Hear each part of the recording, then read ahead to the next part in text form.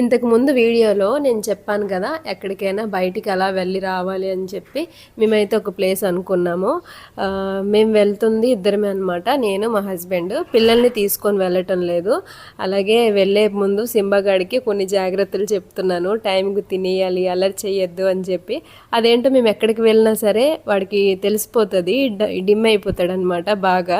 వాడైతే అప్పుడే మూతి తిప్పేసి అలిగేశాడు, వీళ్ళు ఎక్కడికి నన్ను వదిలేసి వెళ్ళిపోతున్నారా అని చెప్పి. ఇంటి దగ్గర ఈవినింగ్ అయితే స్టార్ట్ అయ్యాము, స్టేషన్కి అయితే వచ్చేసాము. ట్రైన్ మేము వెళ్ళాల్సింది 5:30కి ఉందన్నమాట.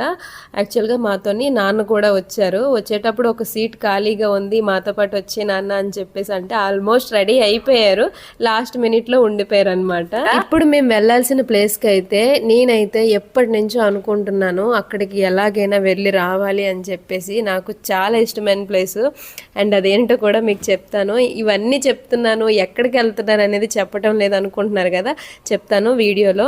పిల్లల్ని ఎందుకు తీసుకొని వెళ్ళట్లేదంటే, ఇప్పుడు మేము వెళ్తుంది 2 days జర్నీ ఉంటుంది. పైగా వాళ్ళ హెల్త్ కూడా ఇప్పుడు బాగాలేదు.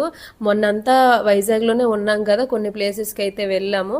అండ్ ఇప్పుడు వాళ్ళే అన్నారు ఇంకా మేము రాలేము, మీరే వెళ్ళండి అని చెప్పి.